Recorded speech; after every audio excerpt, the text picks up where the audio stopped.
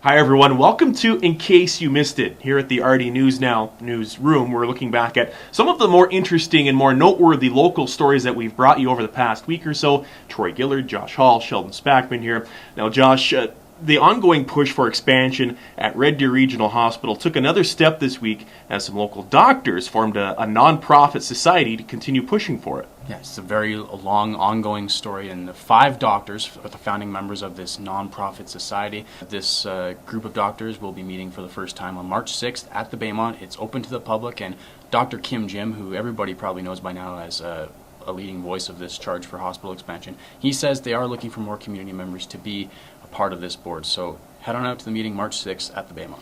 And head over to rdnewsnow.com to learn more about that nonprofit society. Now, Sheldon, hospital expansion was one of the topics you breached on Thursday with UCP leader Jason Kenney, who was in Red Deer. Yes, Jason Kenney is, he's been leader of the UCP for a handful of months now, whatever it's been, but he's still familiarizing himself with the whole issue of the need for expansion at the Red Deer Regional Hospital. So he's in the process of doing that. He has told me and RD News Now that he's spoken with a lot of local doctors about this issue to get himself up to speed, so to speak. And he actually had a meeting with Red Deer Mayor Tara Veer on Thursday morning to talk about that. Veer explaining to him that it was number 4 on AHS's capital infrastructure priority list and is now, as we all know, has been taken off the list. With the spring sitting of the legislature coming up in March, Kenney says he's going to be asking a lot of questions about that. Josh, the city announcing this week green carts are rolling out to Red Deerians. When can they expect to see them? Well, again, something people have been waiting a long time for, and the city has been eager to finally get them out to everybody. The pilot program has been ongoing for the last couple of years, but now green carts are beginning to be delivered to homes, starting last weekend actually, and that'll be ongoing till the end of March.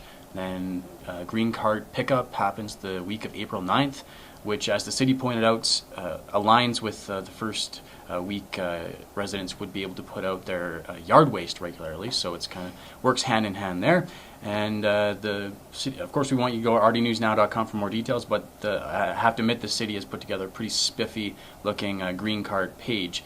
I'll tell you all about it. More big sports news this week. The Western Hockey League announcing that starting this May, their annual awards banquet and the Bantam Draft will be hosted right here in Red Deer at the Sheraton each May for 3 years starting this year. So that was very cool. Full story on that on our website as well. And as we look to this weekend, Rebels finally back at home, guys. They've got home games tonight, Friday, as it were, versus the Prince Albert Raiders.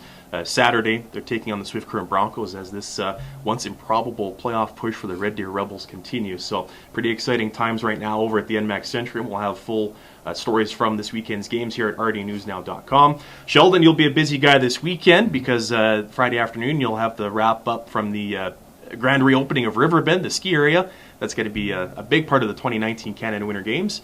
And then on this weekend, you'll be filing stories on the mustard seed and some potential, I should say, future Olympians.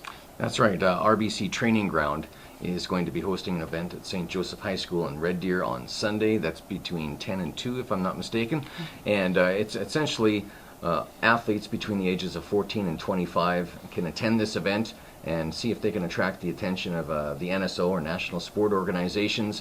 You could possibly, if you are, if you're able to stand out, you could possibly draw some funding from RBC to pursue your Olympic dreams. So that's essentially what the event's all about. Absolutely. And some of those RBC funded athletes are winning medals the last couple of weeks down in Pyeongchang, South Korea. Just as we wrap up, guys, favorite Winter Olympics moment so far? Well, despite the result, probably the women's hockey game, winning the silver medal. You could see, the team wears its emotions on their sleeve, and it's a tough pill to swallow, but they don't need to hang their heads. It was a courageous effort, and they played well. Well, it's hard to look past Canada's record medal haul, but I'm going to. And I mean, there's stories of Scott Moyer and Tessa Virtue and Mark McMorris, who was in a coma 11 months ago. But I'm going to go a little off the board here. Jamaica's women's bobsled team. Now, if you don't know the story, the coach bailed on the team at the start of the Olympics, so that she owned the sled, so that left the team with no bobsleigh. So what are they going to do? And a Jamaican brewery of all companies steps up and delivers a new bobsleigh for them just in time. Of course, they finished well below the head of the pack, but quite the story. And Cool Runnings 1 came out 5 years after the '88 Olympics in Calgary. So 2023 Disney, if we don't see a Cool Runnings 2, I'm going to be very disappointed. We'll see what happens for sure. I go a couple of ways. Scott Moyer, what a legend that guy is on and off the ice, as we saw during that women's hockey game. The guy's an absolute Canadian beauty. And again, bittersweet for Canada, obviously, but the German hockey team that's all of a sudden going to be playing for a gold medal in men's hockey.